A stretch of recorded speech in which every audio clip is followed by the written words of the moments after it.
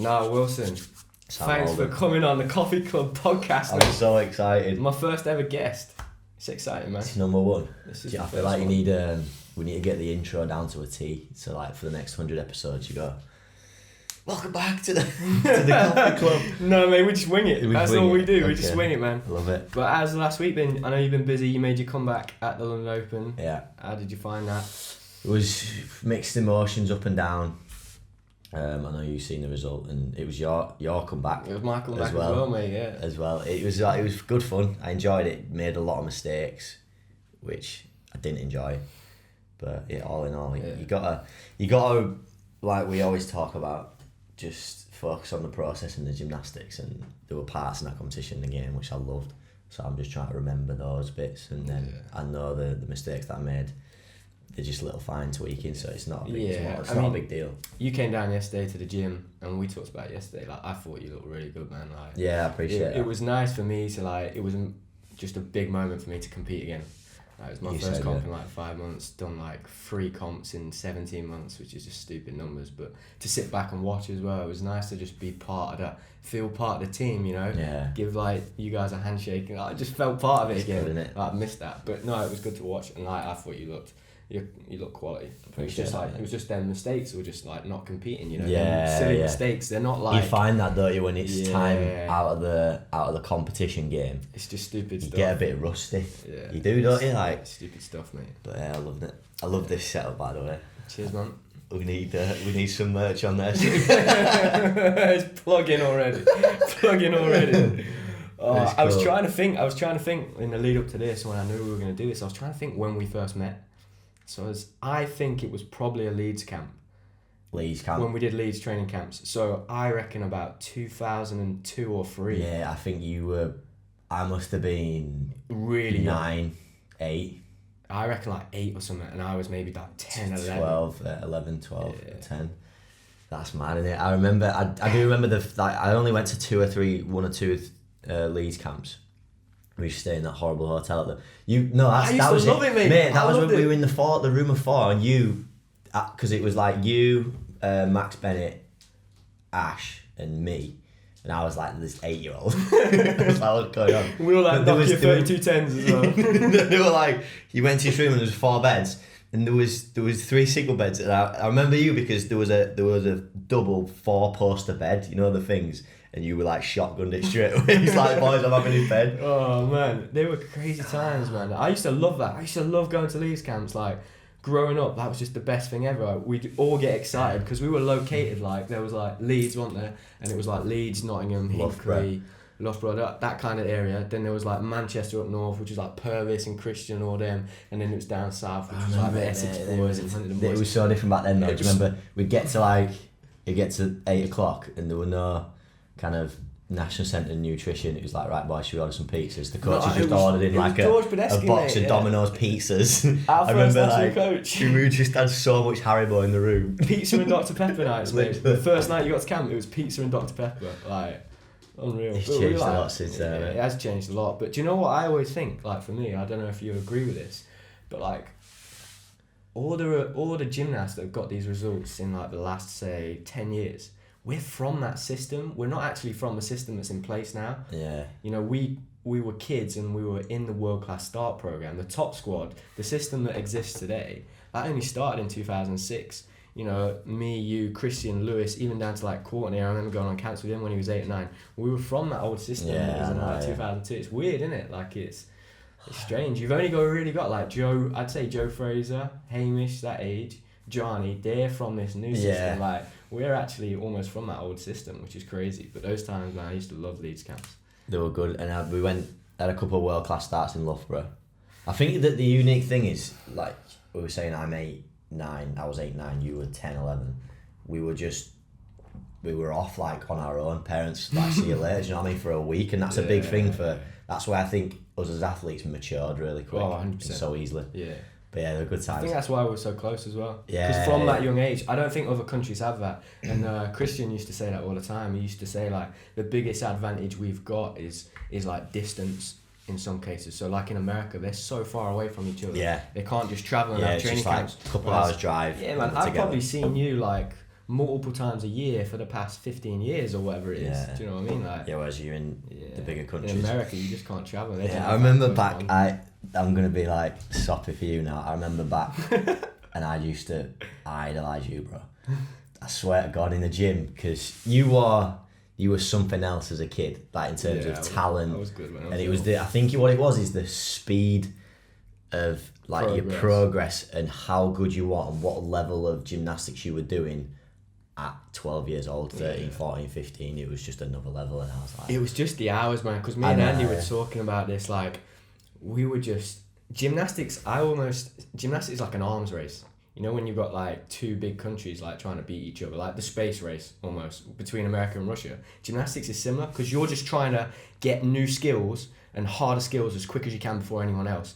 So the best way to do that is put more hours in. Yeah. So we were just training, mate. I'm not joking. We were training 40 hours a week. So we were just putting in 10, 15 more hours than anyone else in the country. So we were just learning things like super I think fast. as well, part of the influence was Serg. Yeah, 100%. You need to get Serg on the coffee club. Mate, we'll get Serg on the coffee club. I want to get him on like a barbershop Q&A, but he's got no hair, so like it won't be a long video. He's an episode of the coffee club. Sergey he's a ledge, but he is nuts. Yeah. I think he's obsessed with just gymnastics. He loves gymnastics. Yeah, but I remember he was like, he just always, Sam, maybe this, Sam, maybe try this, and it was like so much stupid, like impossible. Maybe try this, good for the competition. Yeah. He wanted you to do. I remember that time he wanted you to do triple back off bar in his warm up. Like, not to compete, just do it in his warm. You know where you're doing swing half, swap half, you turn hands. Just a hop half and then finish with a triple back just because it was cool. Yeah. No method, method into what we were doing or whatever. God. It was crazy, man. It was crazy. And it was that young age as well when we were at Leeds so do you remember when we all used to make montages? Mm. I remember you when you were a kid, like, it's weird. I still see you as like that little kid when you were 12, 13 making them montages. That's how we all started. I feel like I started it off. Yeah, for sure. I feel like we all, how the YouTube people do YouTube, okay? So there's like you, like the guy that does YouTube. But then there's like me that's like dabbled in it, like Jay, Max a little bit, to be fair, like when he was younger. Bryn, it was like that Reese. yearly montage we'd bring out at Christmas, and everyone got all excited for the montages and stuff. Do you think that's where it started for you, like the YouTube going back? That was when it kind of started. Yeah, 100%. Like I loved creating. I picked up video editing quite quick as a hobby and an enjoyment. I just remember you used to stick a camera on stuff all the time. Whether it was my first montage was me and like mainly on the garden trampoline. Yeah. So I just used to love it for like hours on a Saturday after training, and I've 1 o'clock till 9 o'clock in the summer when it was light. And I just remember being on the trampoline the whole time, just wanting to do, like, push the boundary on this little garden trampoline, doing double backs, double fronts. And I just used to set cameras up and just film and then put it on the computer and try to put stuff together from the age of about 10, 11. And then the first montage was out when I was, it was 2008, so 10 years ago, 12. Yeah, that is early, man. That is early. And I don't know how I did it. It must have been Movie Maker, like, standard on my mum and dad's computer. Them grainy videos where you can't, it's all pixelated. Yeah, you can't even see anyone's face. But they're still on YouTube now, like, you can see them. And that's exactly where it started. And then that was, you're exactly right. It was the cool thing to make a montage. I think your 2010 one was pretty special. Yeah. Like the biggest one's got like 100,000 or something. Yeah, 2010 and a 2011 one I like that. That was the moment. I feel like that was your point where you were doing those 40-hour weeks, weren't you? And you was just like... That was when I was making that transition, I think, from junior to senior. Yeah, it was probably that time when I was learning a lot of gymnastics, and it was a good time. It was just a good time, man. All I was doing was gymnastics. I'd finished school, so it was just full on. It was gymnastics and Call of Duty. That's all my life was. Like, it was just a sick time. But then remember that pit? It was that was kind of the transition period from what it is now. Because there's no Instagram. There was no, like, YouTube only came out to 07, 06. So we're making videos in 08, 09, 010. It was like then you had an incentive to do something crazy. That was like when the first transition. So now I feel like a lot of kids, and even myself, you'd often contemplate in your head, I'll do it for the gram. Yeah, no, you're right, mate. And you do it for... Like, before, it used to just be, I want to do this because I love gym. And we still do that because of that. Yeah. But it's like, I've got to do this mad skill because I want to do it. But whereas now it's, if I do this mad skill it's going to go viral on Instagram. And I don't think that's a bad thing, because at the end of the day, we're performers, man. Exactly. We've got to perform. Like, Yeah, exactly. there's nothing, I don't think you should be afraid of, it's not cocky to want to perform when people come and watch you, because at the end of the day, that's what we're training for. Yeah, exactly. We're going to go out there. It's like an entertainment, really. Do you know what I mean? Yeah. So I don't necessarily think that's a bad thing. A lot of people are like, oh, that's a bad thing or whatever. And like, there are situations where I've seen kids that train now that just do certain big skills that look cool on camera, but then they're not doing the basics and the hard work. I think that's what's missed. Yeah. They don't see that work we were putting in like day in, day out, and like you still today and me still today, the amount of basics we do. Like, I still swing on shiny bar. I'm like 25 and every week I'm on shiny bar, like, you know, working on my actions and my timings and stuff. Yeah, it's mad. So it's not just the big stuff. I think that's maybe something that got lost. Yeah, I agree, mate. And it was, I can remember, so how did you feel when you first, like, because you went from just making normal videos, so making like montages and training montages, that's how it normally starts, Yeah. and then you went to like vlogging, like, what was the switch that made you say, like, I want to start vlogging, and how was that starting off? Because I'll be honest with you, mate, when you first, like, the first time you came to like a GB camp, it was when you were probably just about the time you first went into senior squad. Yeah. And like, there was like, people your age were like, what's this guy doing? Even I was like, what the fuck's this guy doing? Who the fuck's he think he is? Like, in a way, because you were just, no one's seen it before. You're walking around with a camera in your face.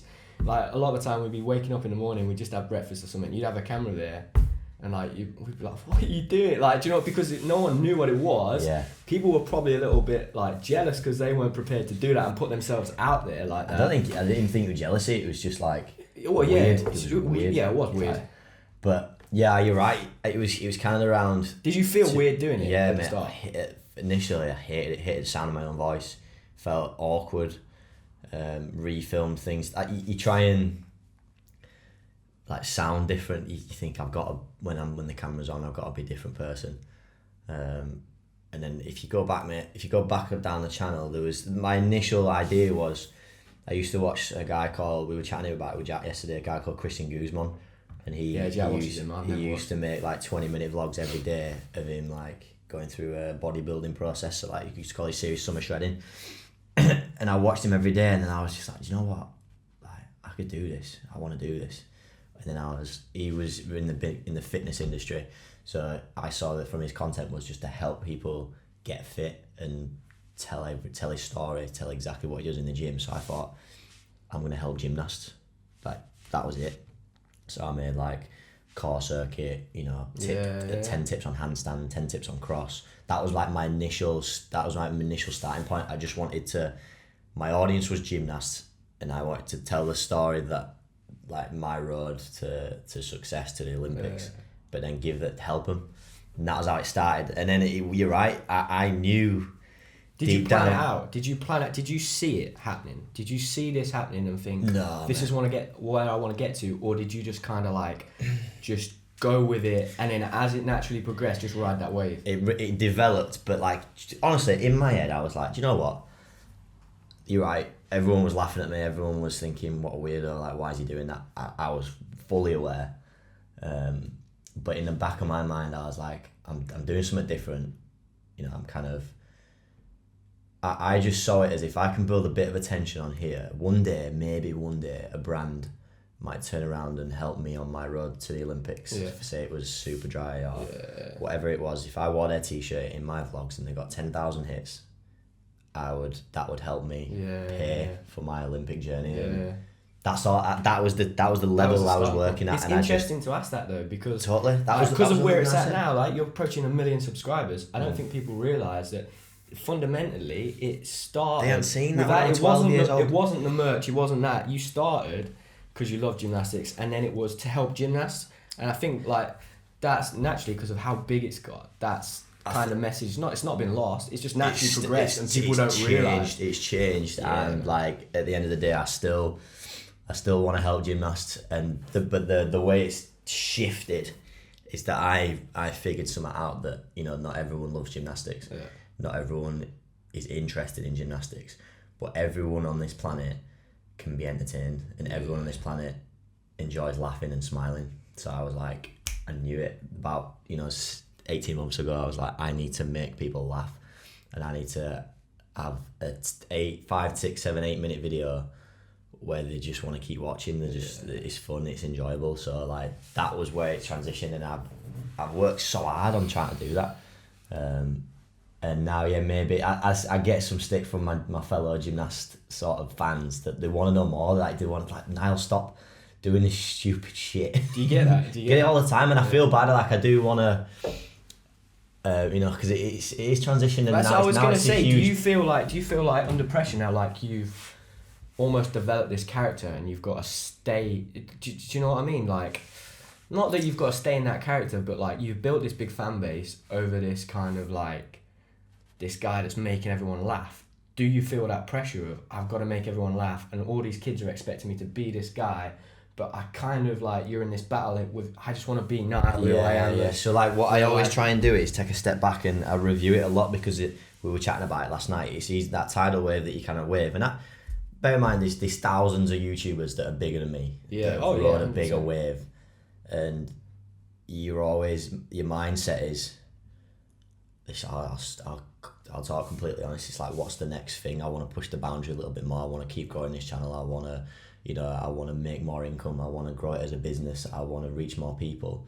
And I think that's just natural in my DNA and your DNA too. It was like gymnastics. We learn all the time, and we just want to grow, learn a new skill, grow, get a better result. It's like ticking off that next thing, and it's like that self-achievement. Exactly. That buzz you get of doing that next And thing. you're totally right, because I'm not the same Nile that... And I always need to take a step back, and I'm like, am I being true to myself? Am I being like... or am I just doing this to try and grow the business? And that's the balance that I'm trying to find now, and just being true and real. And I feel like I've got it good. I feel like I know you watch some of my videos, and my friends will, and it's not. You'll see a different aura about me on this coffee club. It's not, that is not me 24/7. It's just unrealistic. But of course, when the camera's rolling, and you almost I switch into this a little bit of a character. Yeah. But it's still me. It's still my personality. It's just amplified. It's just exaggerated. It's just like people don't want to see me. But that's the thing. That is you, though. You are that guy. Like, people, and then you see it even when the camera's off. But people don't. I guess the strategy was people don't want to kind of see a dull monotone. Yeah, 100%. When I'm trying to entertain. Yeah. They want crazy, like screaming, like looking down the lens, like talking to people, doing weird shit with my body. Do you know what I mean? It's just it keeps people engaged, and that was the strategy. But I'd like to think that behind kind of that, I'm still being myself, and I'm still having my same banter, and I've really tried to include everyone. I've not just segregated. It's just me. I want all the attention. No, I think you definitely done that. Ash, Luke, my mum, my dad, my girlfriend, my family, and then they feel. I think everyone's felt like they're a part of this family growing together. So it's been a whirlwind, mate. It has been a tidal wave, and I'm still riding it. I'm still loving it, and that's the main thing. I'm still loving it. Yeah. We talk about that. You see that a lot, don't you? A lot of like YouTubers, they just after a while they go, look, I got stopped. Like, I'm depressed. I can't take this anymore. And like I'm very aware. I'm inside my head, and I think I've already experienced it with gym. So this whole wave that I'm riding, when you experience something like that that's on the shelf, which is insane. There's a lot of psychology attached to that, and ups and downs and the journey. But then also when you achieve it, I watched you win that bronze, mate, and it was a fucking madness. It was like a madness, and home games, and the state of the internet even wasn't where it was at now. Yeah. But you went from 0 to 50k followers on Twitter overnight. You had like Michelle Keegan tweeting me. Literally, you had royalty. You had like the royal family sat in the arena, like, oh my god, I love these guys. I remember I went and watched the Pommel final, and you were sat with Kate Middleton and Harry, and I was like, do you know what I mean? This guy was looked up with. I've trained for 10 years. He's David Beckham now. Do you know what I mean? Yeah. But like that messes you with your head a bit. Yeah. It does, doesn't it? Because then all of a sudden, we don't talk about it a lot. All of a sudden, you go home. And then you just sat in your mum's kitchen. Yeah, 100%, mate. This is what I wanted to talk to you about. Like, it doesn't get talked about a lot, and you're never ever. When I experienced like the week after London, like the Olympic Games is an incredible experience. Like like that. Oh man, I remember that for the rest of my life. But like, and we're gonna talk about like your Olympic experience and that. But that poster, you don't get. No one prepares you for that. No one tells you how to deal with that, especially when you're a young kid. I was 19. You were 20. You were same age, right? Same age. that week afterwards, you know, we were just getting taken to these clubs in London. Like, it was just mad. It wasn't real life. Wasn't real life. Real life. And like, no one prepared me for that. No one said, look, this is what's going to happen. And I could, from that 1 week, because I always used to sit there and see these footballers that go off the rails and lose it. Be like, why you done this? You're playing for one of the best clubs in the world. Like, I'm a massive football fan. Like, you're getting paid 250 grand a month or whatever it is, and you're a like 18, 19-year-old kid. Like, how can you go off the rails? But then I saw that, and I saw how that could happen, you know, if you didn't have the right people around you. And that come down from like that buzz, like you can't, like an Olympic Games, like is the pinnacle. I trained 10 years for that moment, like to have got there, to have then won a medal, like that, the come down after that that was like a good 6 months, and I was still processing a lot of stuff like mentally for 2-3 years after that, and I didn't really understand, you know. Yeah, exactly. It needs to how be did you like we're gonna get to like your Olympic experience, but how did you feel about that? You know, that come down, that afterwards, like you said, like I can remember 100%. I can remember getting home with my bags, and then I was in my room, and I was like, wow, what the hell? I've just been, do you know what I mean? There needs to be a book. We need to write a book about it, mate. Because honestly, so many athletes experience it and talk about it. And it's not even athletes, mate, because I've had this conversation with my brother. Coach's brother, like with my brother, mate. He's gone to Hideout Festival in Croatia. He's been just with his best mates, having the best time of his life. He doesn't have to work. He's like high on life, watching all these like artists play, like DJs. He's drunk. Yeah, living the dream. He's drunk, just buzzed every night, just like having the best time. And he comes home and he's like, says like, mate, for 6 weeks, the come down's awful. Like it's relatable because you can understand that, like that high. You're on that high for so long. I say like everyone gets that the holiday blues. So when you go away with your family or whatever it is for a week, 2 weeks, and you come home and you're back to work. That first couple of weeks hard. Imagine that on a 1,000 times scale. We're talking about when you're doing Olympics, the peak experience, the way you feel, like what is going on in your life in that moment. I don't think there's anything that was really going to level up. And you say that it's not just the moment when you win the medal or when you're in and around what you've trained your whole life for. It's then after the partying, the experiences, the people that you meet, the people that you're talking to. Do you know what I mean? Like I was full on. Went to events back in London after the games, and I was partying with Anthony Joshua, like getting drunk with Anthony Joshua, and chatting to him. Like that is not something that's just normal, and what you. No.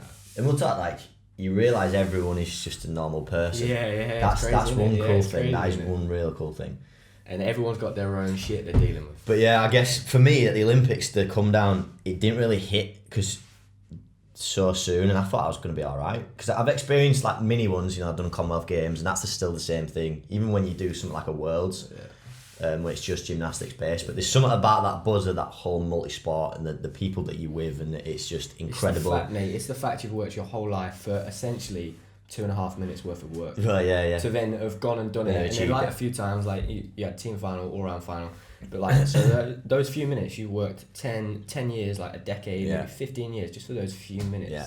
Like the relief. People, you like saw happy like it was worth it. Do you know what I mean? Just like that fulfillment, like you can't describe. Regardless that. of the result, the way it made you feel, and then obviously the result has an effect on it. The whole being around the Olympics, the eyes on it, the attention on it. You know, like the Instagram surge. Like me and Bryn were.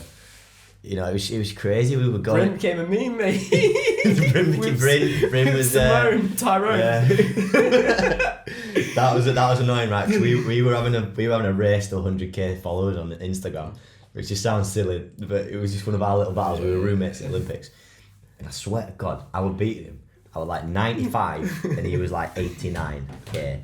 And you gotta imagine when we went there, we were on like 30. He was on like 20. Yeah. And it was just. And then he went to the beach with Simone, and them two had a little thing. Simone, and I was like, he's gonna have me here. And we were on a night out at a paint party in this field, and we're getting on it. And she posted a picture with him. It was that one on the beach, and which got memed and went viral. But obviously Simone was like the megastar of America at that time. Right. And I kid you not, he went from 89k to about 110 in the space of an hour. You should have seen him at his party. He was going. It's mad how that happens though, mate. Yeah, Literally, you were training with me yesterday in the gym. I put that photo up and I got like 300 followers. I was like, wow.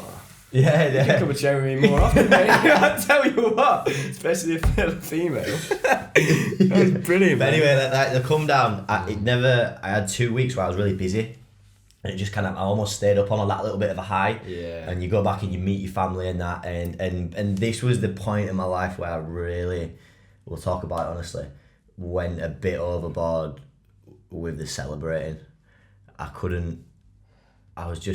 was another thing how I dealt with it. Like you say, you trained the whole life for that moment, and you achieve success. Not like you do it.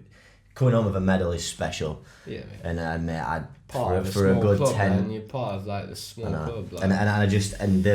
My coach, it got to the point where my coach, he sat me down because I got into a habit and a routine of doing at least like Friday, Saturday, if not like Tuesday, sometimes Thursday, just going out drinking. And like that was kind of, that's why I stayed on that high, because it was a similar buzz. Do you feel like you were trying to find that buzz again? I was trying to find it, and I was just trying to deal with it and cope with it, and my way of doing it was just partying, and then that, it kept you a little bit on that high, because when you go home straight away, people know who you are. Like it took me 40 minutes to get into clubs and to bars because I was getting pictures with the bouncers. Do you know what I mean? It was mad, mate. So like, looking back, I got it wrong, because accepting the reality, and the way I was dealing with it was just ruining my body. I was going out getting drunk, living through that fame kind of era. I felt like say Beckham, and then for 6, 7, 8 weeks I was just partying. And that's where I feel like we could. It almost made the come down worse. And do you know what now? Like I feel like that's on us, because before us, no one had experienced that stuff. I feel like that's on us to help the younger lads coming through. You know, like I really take the time now to, whether it's like Joe or Hamish or Johnny, like just to have conversations, just to have a chat with them. Yeah. Even if it's just asking like, how you doing? Like, how are you? Like, they might not, but they might open up and say, well, do you know what? Actually, like, I think it's important because I didn't have that. That's why I want to do that. I didn't have that. And that's why that's why I want to do this. Yeah. 100%. To talk about it. But yeah, it was tough. It was hard. And then I just found myself, don't know about you, I just found myself crying. I just couldn't stop crying. It was weird, mate.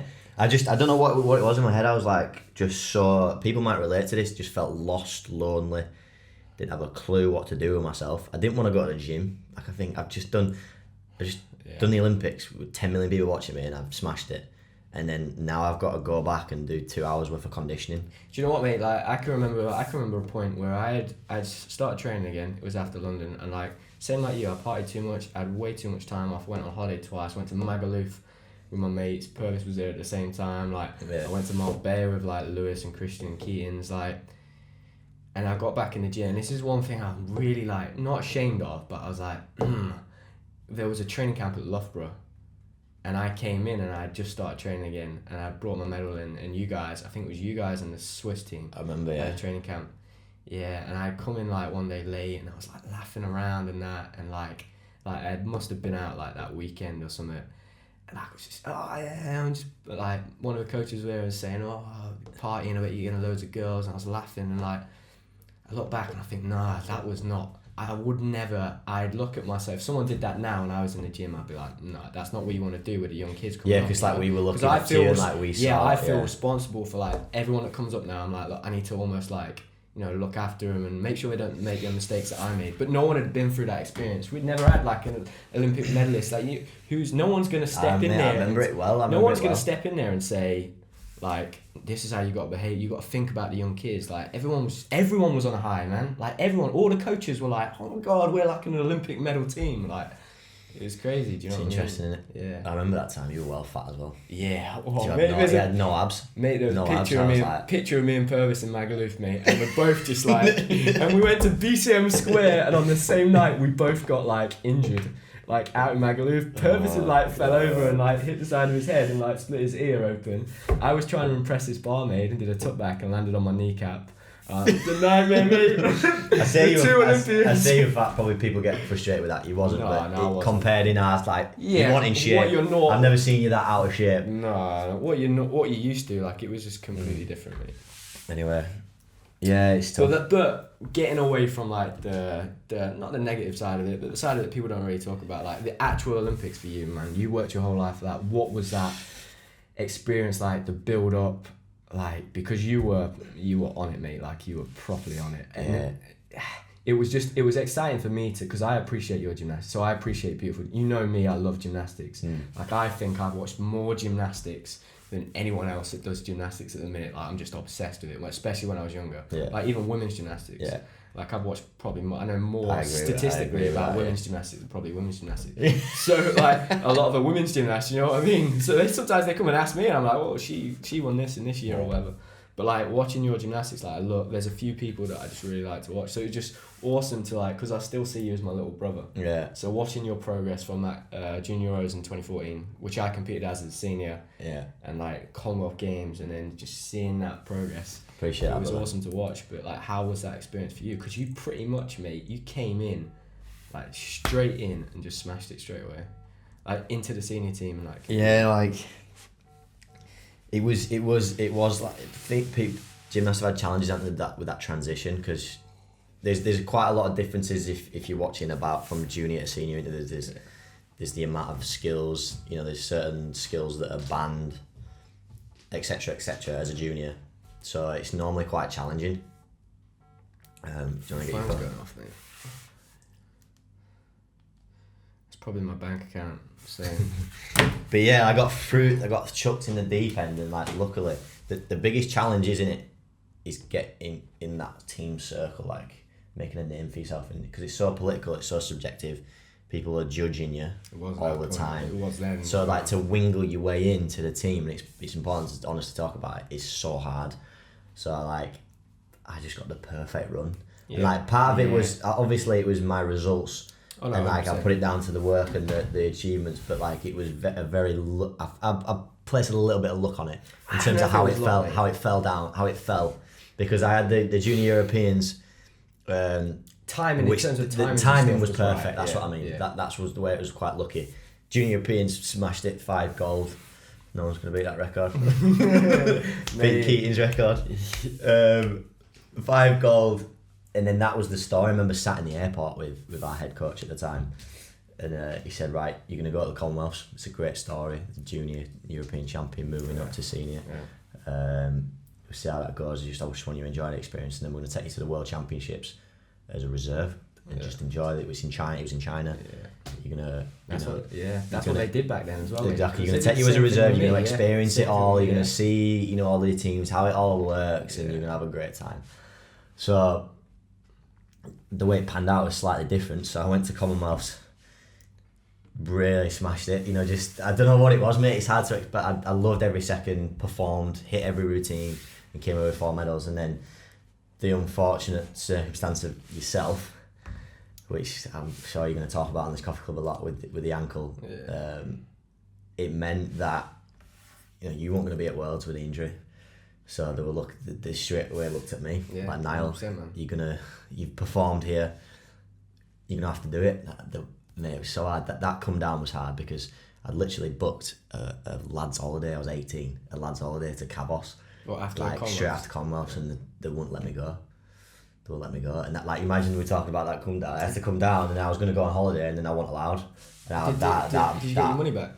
No, I'd give it to one of my mates. To be fair, you might be able to find the picture. He got a tattoo in Cabos of me, not of me, but on his leg saying, "In Nile we trust." He's got a tattooed on his leg, because I gave him the holiday because he couldn't afford it, and I just give him it. That was pretty cool. That's a cool story. That's a target of mine now. I'd get someone to get a tattoo. So yeah, tick that off the life. I paid for 2 of my mates' holidays and they didn't get tattoos. And then I went to Worlds and made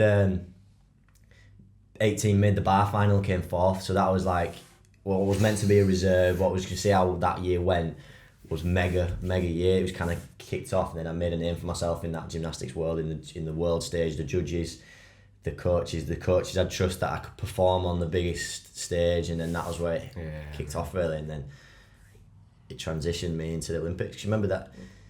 It's only 5 spots the Olympics, and that team in London, only 2 places changed over those 4 years, and it's probably going to be similar to the next Olympics. So it's so hard to get yourself in. Remember, at London I was 16, I was a nobody, I didn't know. So to get myself to that position to do it well was a dream, and it was a massive achievement. I was so happy with it. and then the comp, like you said, the experience was the best, the best thing I've ever experienced. Do you know it's weird for me because like the ankle when I did that in Glasgow, like that Worlds in 2014, I couldn't watch that one. Like I couldn't watch it because I was like, this was meant to be my Worlds. This was the one, you know, this was my big breakthrough. I couldn't watch that one. So I was rehabbing at Lilleshall at the time, and like you guys would train because I had to be there every single. My ankle was so fucked up. Basically, I had to be there every week so we could progress as quickly as possible. And so what I'd do is I'd do my rehab in the morning, then I'd go and train while you guys were on lunch, and then I'd just leave and then go do more rehab because I didn't want to be in the gym when you guys were training. It was just too hard for me like at that point.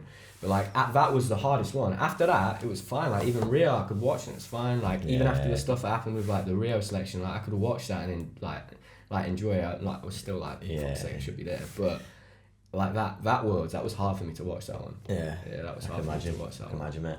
But yeah, like the bar final was something else really.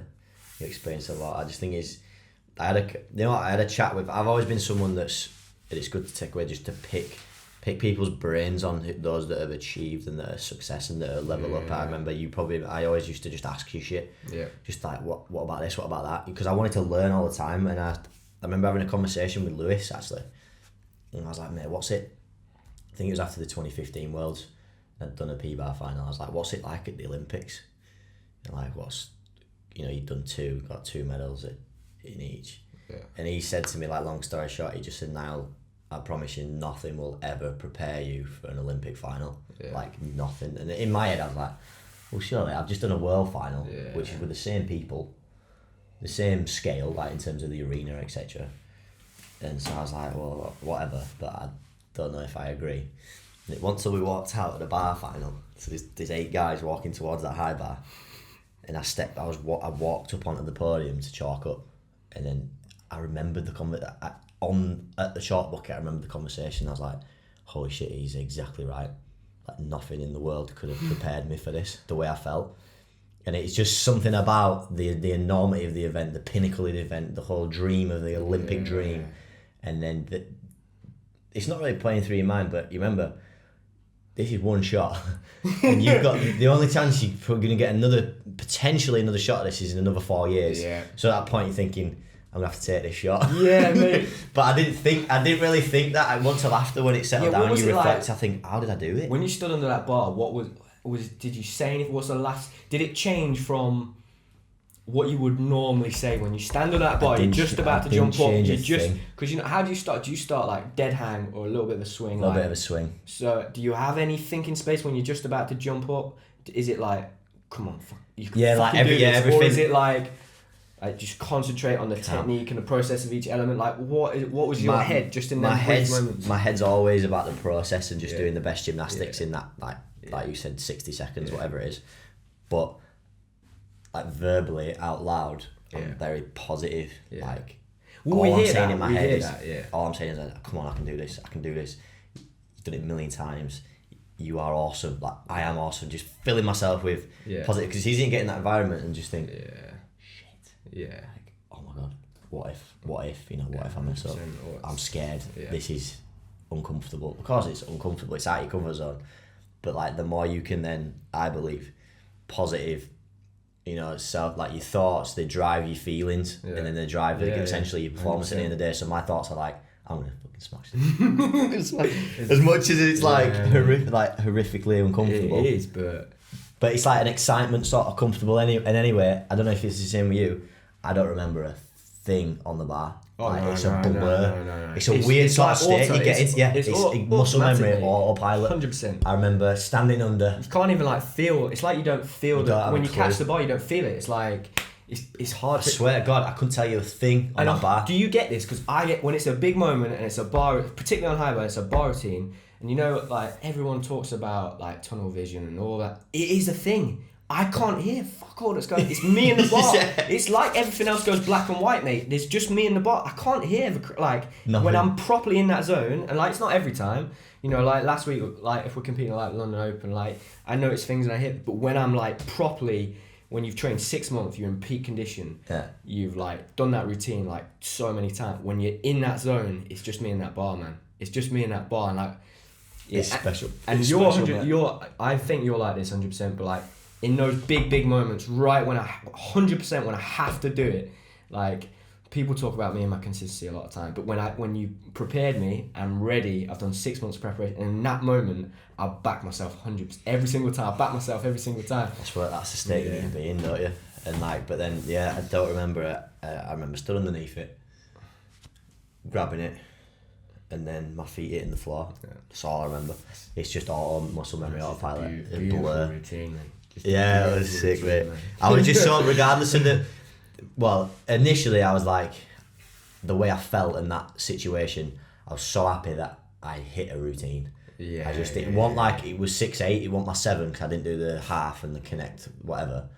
But I hit a routine, and it was clean, and I stuck my dismount. I enjoyed that. Yeah. But that stick got me the medal because, and then the whole part after that, I was third up, so you're waiting for another five guys to go. Yeah. I was more. That was a whole different fucking experience because I'm out of control now. I can't do anything now. Do you feel conflicted as well? Because sometimes in that moment when you're waiting for scores, I'm like, I don't want this guy to fuck up.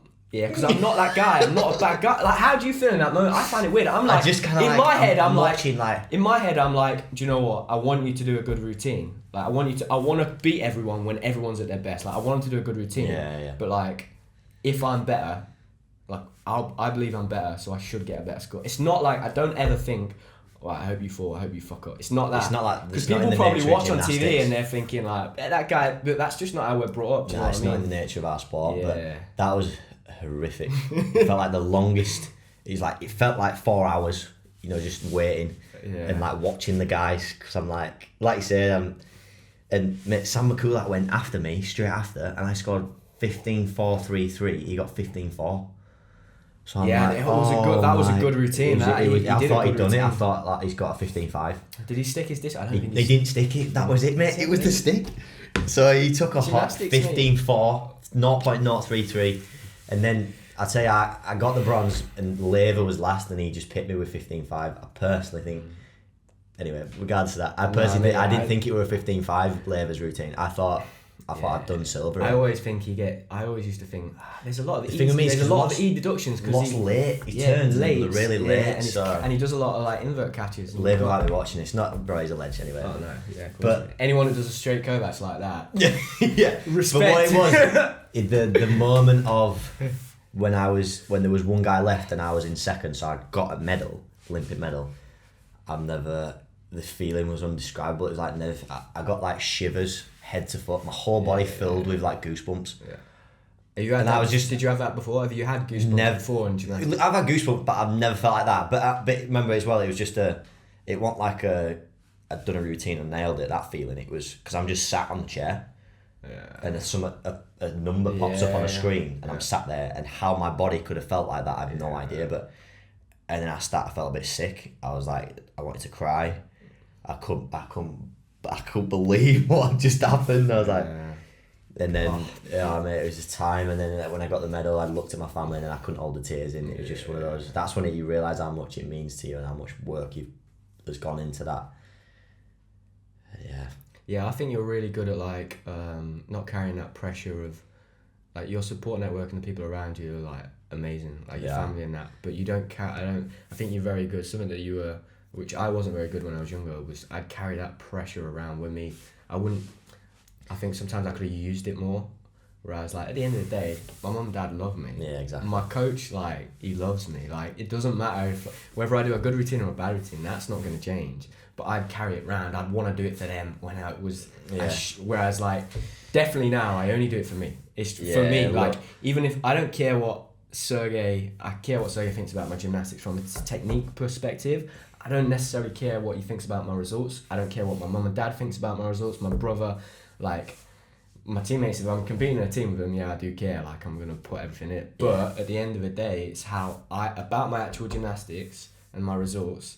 It's only me. I've got to answer to me, no one else. I care about if my mum and dad think I'm a nice guy, I'm a good person. My coach thinks I'm a good person. I don't. That's a great message. You know what I mean? Yeah. You can get wrapped up in how you're performing, and that's how you. Sometimes I understand people's situation are a bit different. With parents do put a lot of pressure on them. But in my world, all I'd say is the only pressure that you create is, and what you put on yourself is from you. It's from yourself. As much as I know the situations are certainly different in people's lives, but like you said, my family, my mum and dad love me unconditionally. Everyone supported me. The only pressure I feel and what I put on myself is from myself. Yeah, so 100%. I just try and, I talked to you about the Bolt documentary last night. He's got his signed book here. The moment in that documentary where he said, you know, you can't take this too seriously, the guy's like shrugged his shoulders, and I'm thinking he's the fucking fastest man on the planet, earns tens of millions of pounds, like pressure of sponsors, pressure of winning every gold medal, continuing being the fastest man on the planet, and he's just like, yeah, this is the fun game. I'm like, I'm cool. I was like, do you know what? And yeah, it's a good mindset to be in, just but also backing it up with the work and the desire and the goal setting and the dream setting. But on the other side of the spectrum, like you said, I just care about if people think I'm a nice person. 100%, mate. It's the best way. You know, I'm just trying to enjoy what I do instead of go after money, medals. Yeah, I think it was like results. Again, we were talking about last night. Like, I think like that's special. Okay, but honestly, and people might not believe me, I could lose that. Someone could nick it. Like, I could lose that medal. It's the memories. Yeah. The memories I have with those four other men, Max Whitlock, Dan Purvis, Christian Thomas, Lewis Smith. Those memories we share. We share a special bond. Like, when we get together, like, it's very rare, but we share that. You kind of look at each other and you're like, wow.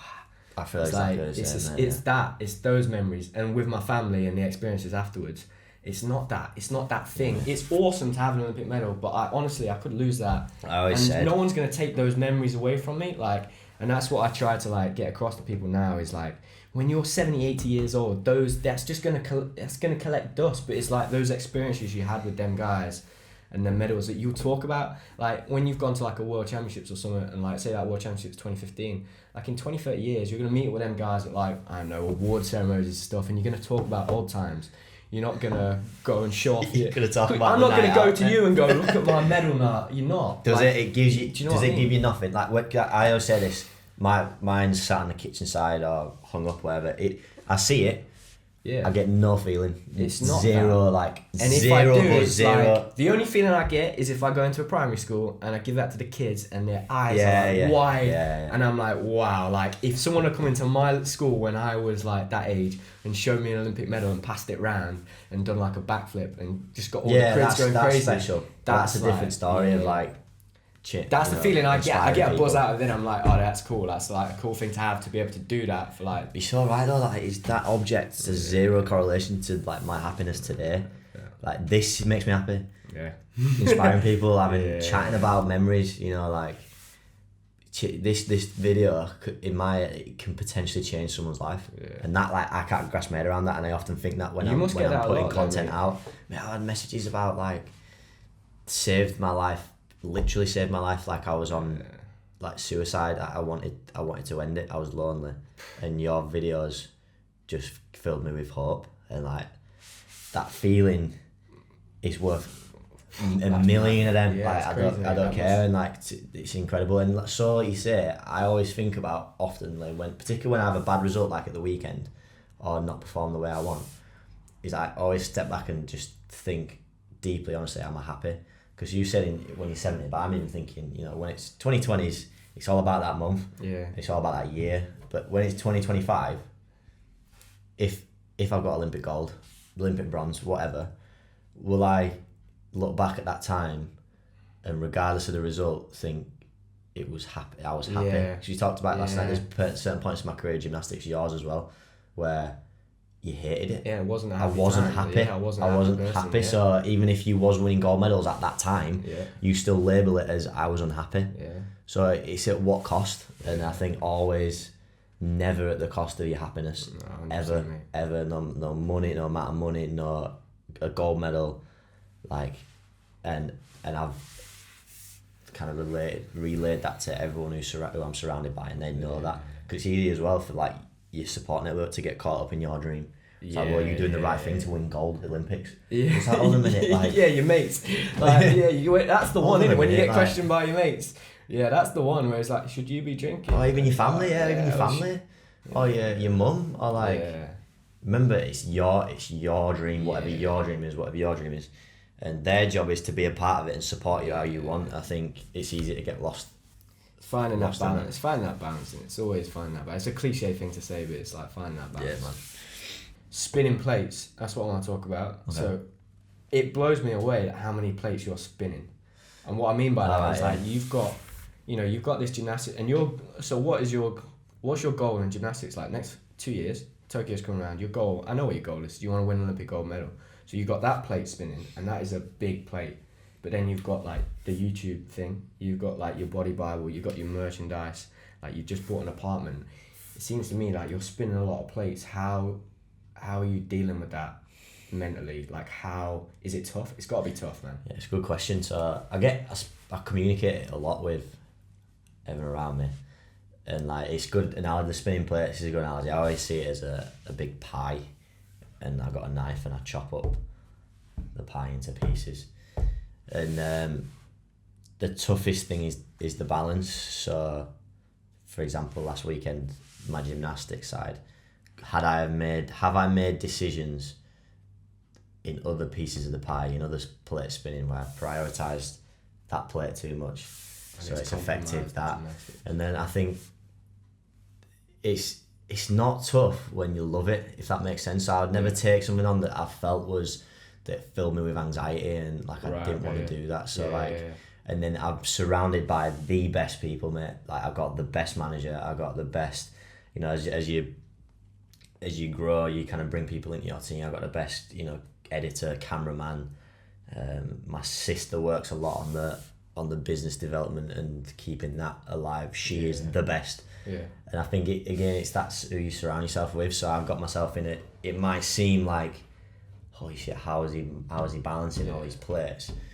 But I've got a support network and a system in place where literally all I have to worry about and do the majority of the time is my training and vlogging, the two things that I love. Could you ever see it getting to a point in the next 2 years where, would you be prepared if you got to a point where you were like, okay, this is like, well, because I don't know how long you're going to carry on for.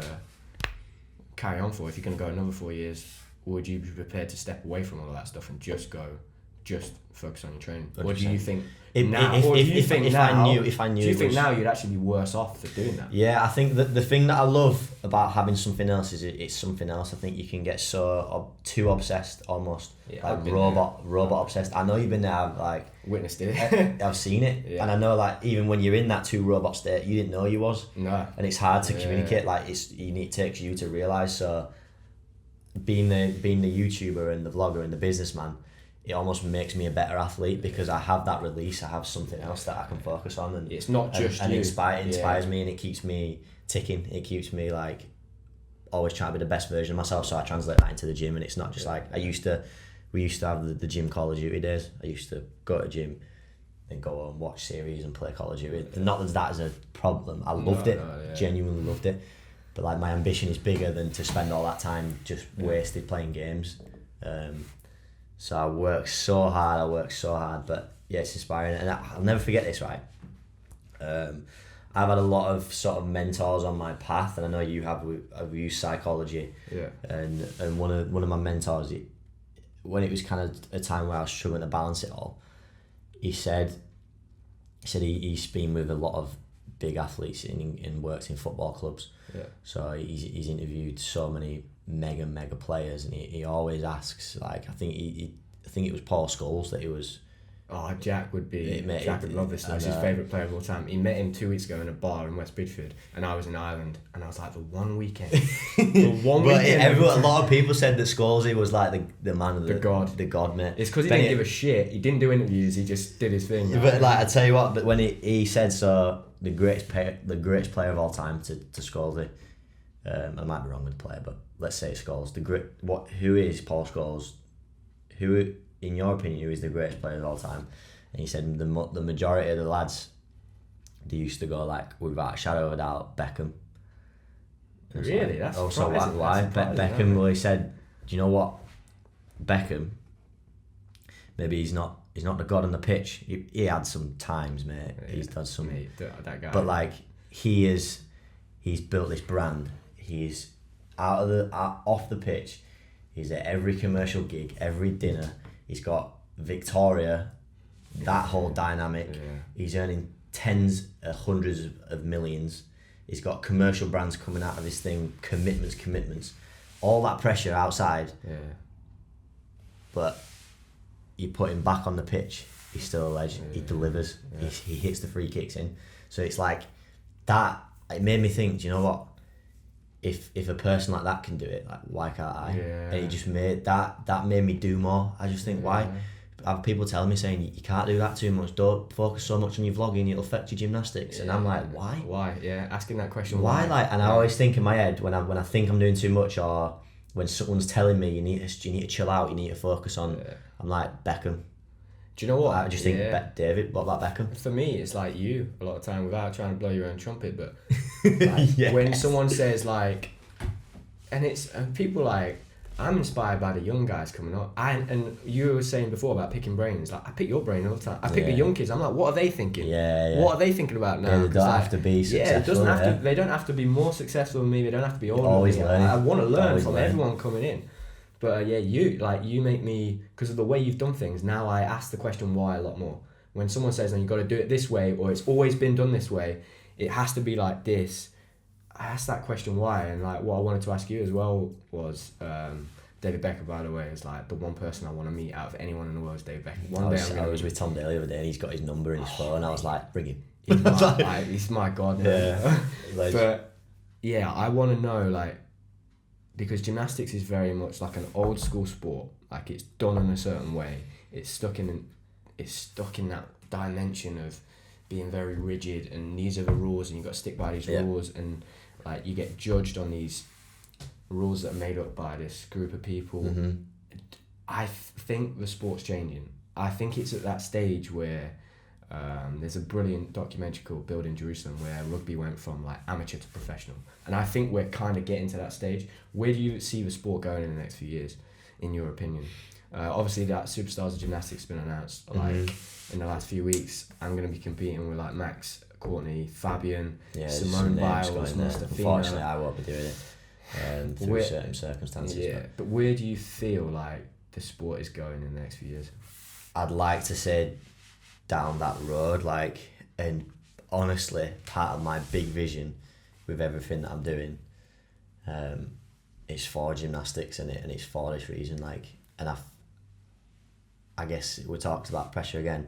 I'm putting this on my shoulders. Like, I want the pressure of.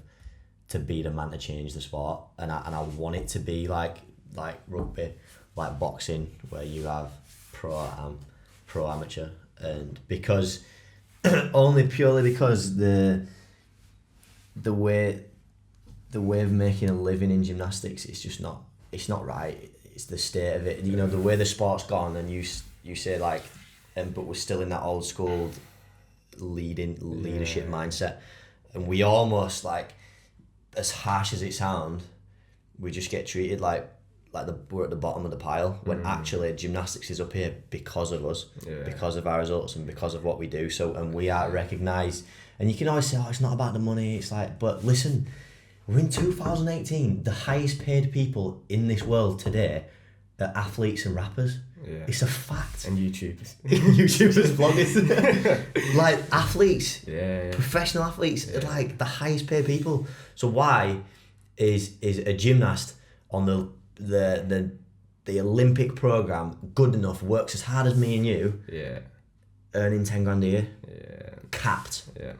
It's mad. I'm like how is that? So like in my big vision, my big vision in this with this whole thing, and this is why I want to get so many eyeballs on gymnastics, so much attention, build it not just for Nile Wilson's personal brand, because in however many years, when the time's right after Tokyo, whenever it is, to have a concept that will change gymnastics forever and allow it to be marketable, allow it to be mainstream, allow, you know, I want the young 12-year-old girl obsessed, and I want the 62-year-old man going to the bookies and putting a bet on Sam Alden to, do you know what I mean? Like I was like that as well, mate. Literally, like opposite end of mainstream. What football is, and it, I think you're doing that though, mate. I think we're getting there, but like the concept needs to be right, and it needs to be like point system driven, so really understandable. The challenge is no one gets involved. Yeah, get the athletes involved, know what they want, you know, like know what what will work in mainstream, you know, like football, you hit the ball in the goal, you get 1 point, 1 goal. Mate, for The one me, with the most wins. man, you go back to the perfect 10. Perfect 10. That was Yeah. our big selling point. Everyone, even now, Perfect today, that system's been gone for like over 10 years, and you still talk to people, or you see a lad like on a Lad Bible video. There was one last week of this lad. He had done it was mate getting pissed at a festival. Said he used to be a gymnast. Did like a round off flick tuck back, stuck it, and his mates were like, perfect 10. That doesn't exist anymore. Yeah, like that yeah. perfect. We need that back. Like for me, we need that back. Whatever it is, Yeah. we're gonna do it. We've spoken about it. Yeah, it's Like, gonna be good. I feel like now that the level I've got digitally, I feel a pressure and a responsibility, not pressure, a responsibility That's good. It is to a myself responsibility, mate. Yeah. to be the man to do that. Yeah. And I think I need to be on another level. I need more success mainstream. So like, for example, you compare me and Lewis in terms of like, what I'm trying to say is he didn't have the YouTube channel, but he was mainstream famous because he got the Olympic results and he went on Strictly, and he had like, you know, mainstream people, his face in the mainstream limelight.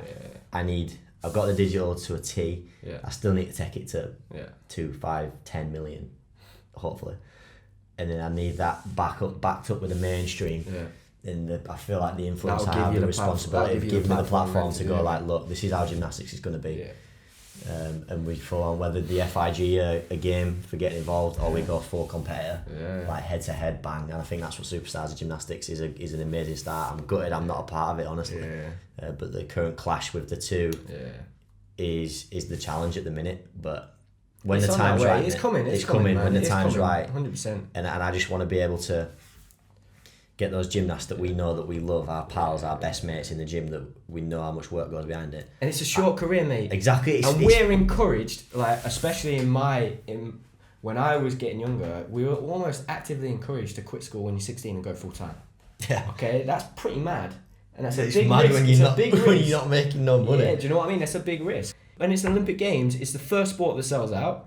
First The sponsor. eyes are there. People want it. You've just the got to biggest give one. it that. Yeah. You've It's got to give it it's that gotta be platform understandable. that people are going to watch and people are going to get into it, and they will. Like it will come. And with the bodyweight bodyweight training boom of CrossFit, calisthenics, all of that, the general public are interested in gymnastics and like training. It's not also like there's still people that bodybuild and want to get massive, but people want to be functionally strong. They want to be able to lift their own bodyweight, which is exciting for us because it's like, well, we've trained our whole life for this, so we could just need to step in and do it. Yeah. Bodybible.life if you want your gymnastics program. Man. So like for you, for the next, so what's your big targets? Next 2 years, big targets. So- Obviously Tokyo, the gymnastics, I want to, crazy it's out loud, I'm sure you feel the same. I've got the full bag of medals, and I know we're not, I'm focused on the journey and the process and doing what I love, but I've got the full bag of medals. I want to turn the world silver into world gold, world champ, and then the Olympic bronze into Olympic champ, and that'd be the dream of a career, like 100%. Like I say, keep growing this digital, you know, influence and platform. I'm loving every minute of creating videos. It is one of my passions, so I'm not going to stop. I'm not going to stop regardless of whether, you know, 1 million people unsubscribe to me tomorrow. That's not going to stop me from doing it. That's the state I'm at with that. Got big business goals, you know, like I know I don't like, everyone says 100 million% agree money doesn't make you happy.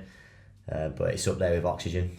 You know what I mean? It makes the world go round. I do like, I think the part of that fact is creating freedom to just have never have to worry about. And then build these things that you're trying to build. And then exactly like change my big dream is to change gymnastics forever. Like that conversation that we've just had, and then just keep loving it, keep inspiring people around me, keep changing people's lives.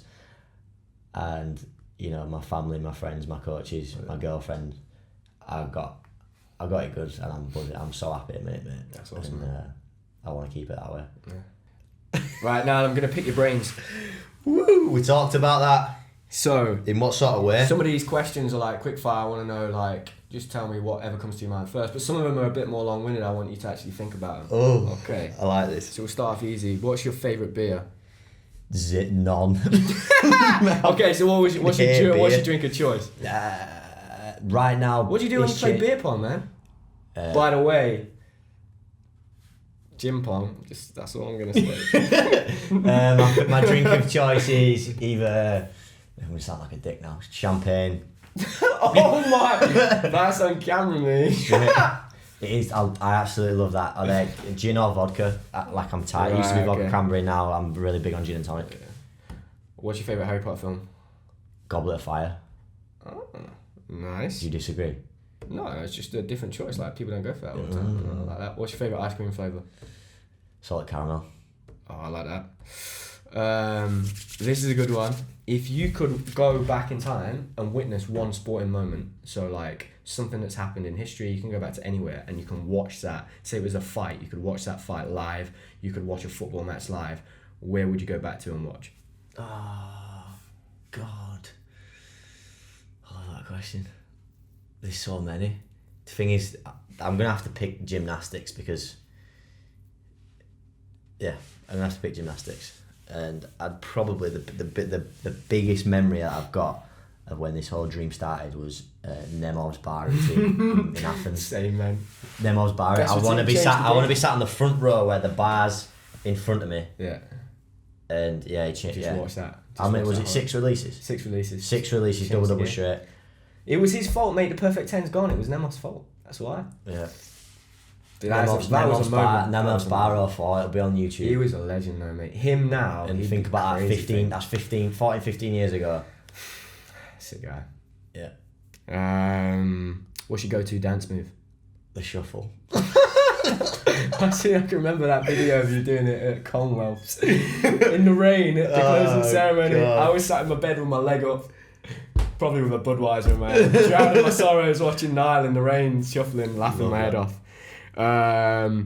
Who's your ultimate team deathmatch squad on Call of Duty? So there's you and you got 5 other guys.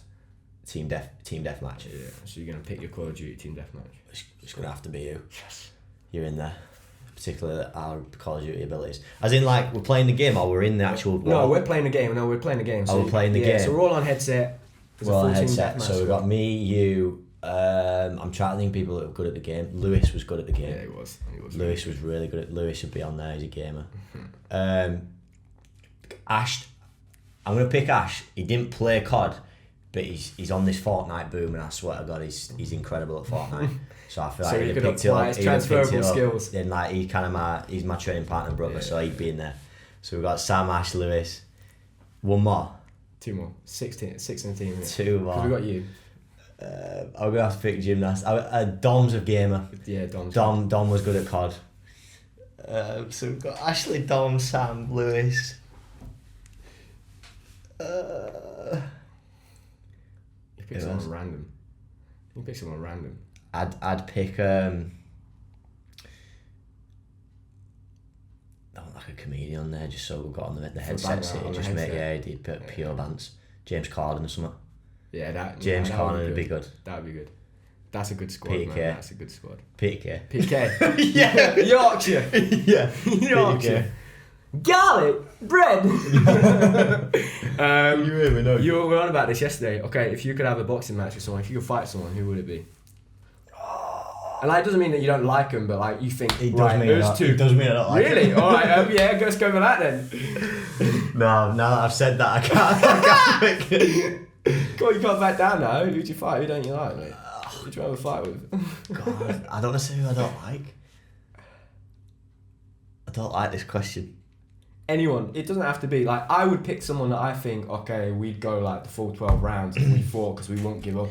Like we're just that, and then afterwards we'd like fist pump and it'd be respect at the end. Yeah, well, like if it was any gymnastic, that'd happen anyway, wouldn't it? Yeah. Well, saying that, we've never been punched in the face, but Yeah.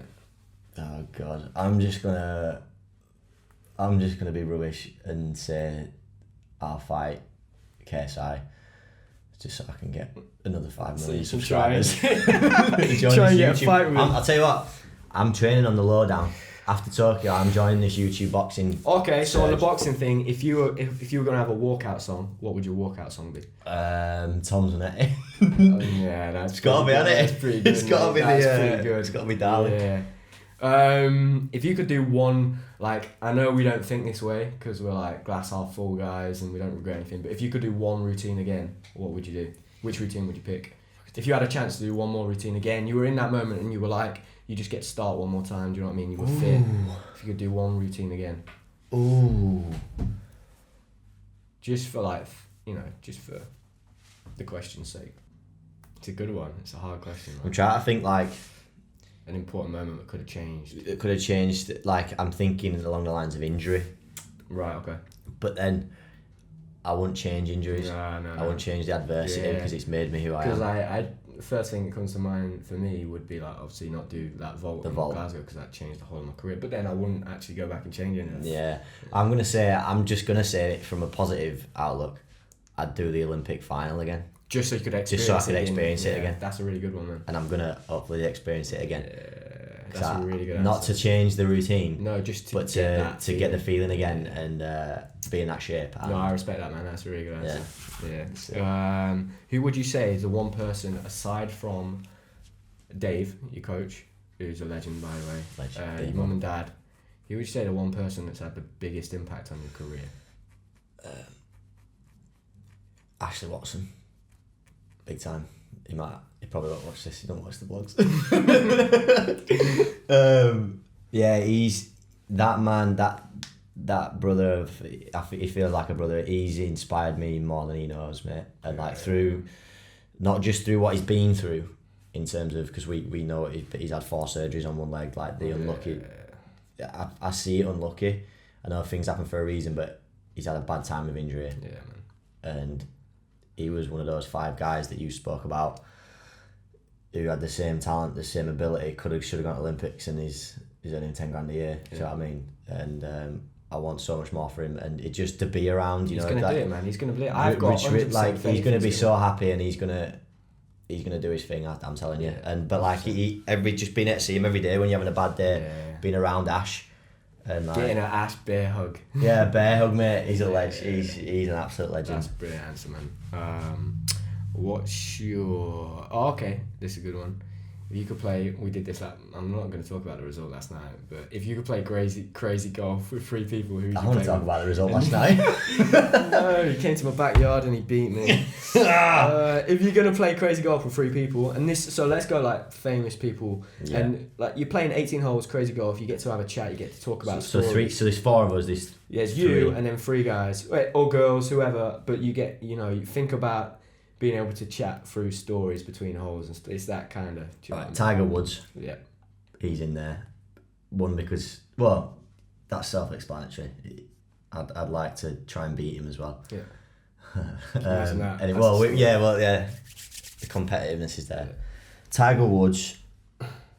I want to go like diverse. Like I'd like to have someone like Gary V. I'd like to have Gary V there. Brilliant. Just kind of, we've got like sport, business. New York Jets. Man, I've got his trait. That's brilliant. We need to get him. You need to get him in the coffee club. We'll get him one day, mate. When he's in London visiting. Yeah. Tiger Woods, Gary V, and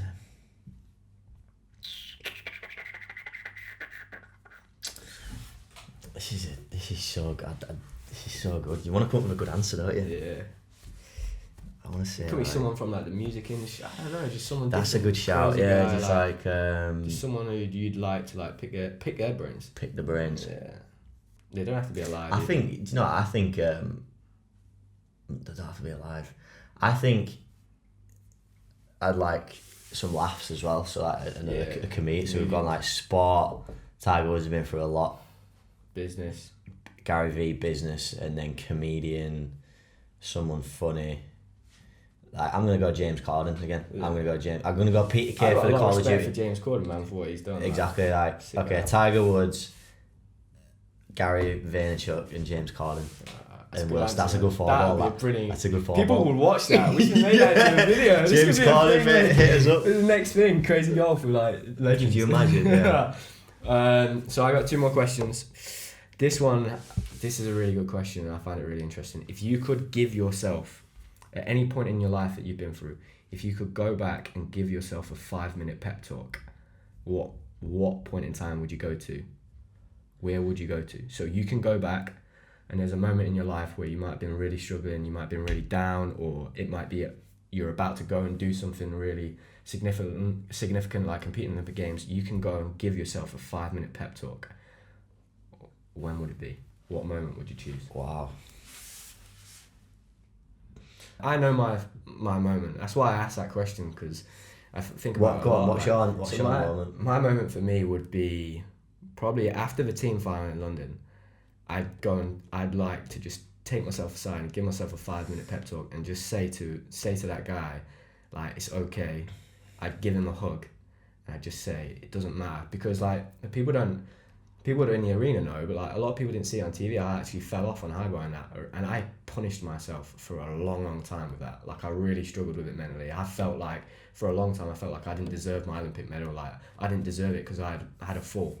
Whereas like actually like I fell off. I got up in that pressured moment. I did 3/4 of a routine, scored like a 14 on high bar. There wasn't anyone in the country at that point that could fall off high bar and score a 14 on high bar.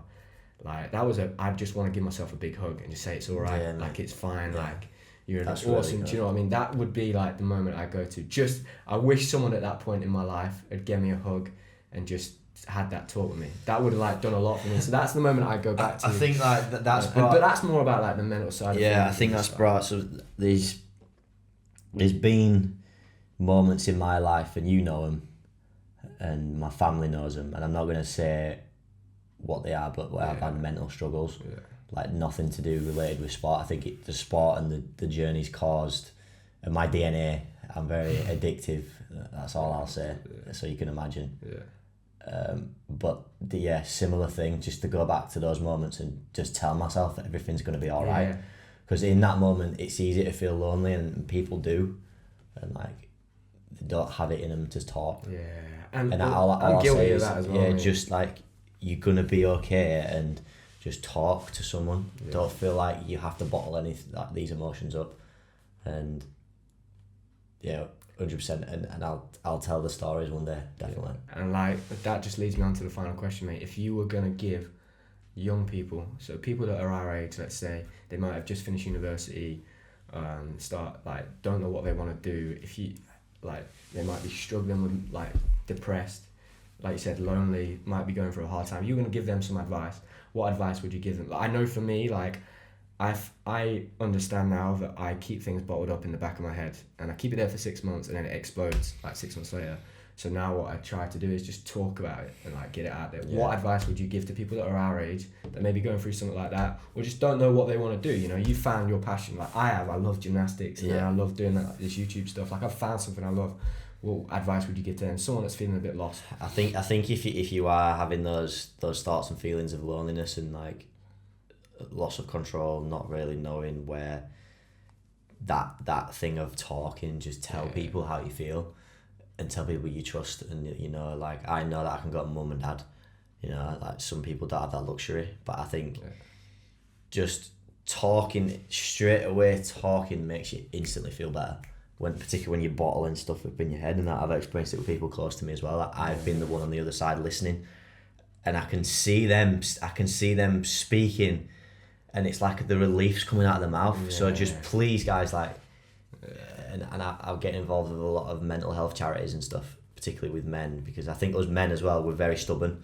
We're manly men. We don't talk about our problems and our feelings. So that definitely. And then those that are kind of at the stage in life where they don't know what they're doing, I think the question to ask yourself is, what would I do if I could just do it all the time? Yeah. You could wake up tomorrow.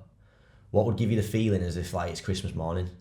Do you know what I mean? Like what would it be tomorrow? Like you don't have to worry about money. Like I transferred you £1 billion tomorrow. Yeah. The question, ask yourself that question. If £1 billion went into my bank at 8 o'clock tomorrow morning, what would I do? Not what would I do with the money? Yeah. You're gonna spend them, you know. But what would I do? And I think our answer would be I'd go to the gym. Yeah. So that's when you know that you're on the right path. So that is a brilliant question to ask yourself. Oh mate, it's been awesome, man. It's been a pleasure, my boy. Love you lots, brother. I love you too, man. Coffee club, it's gonna go big.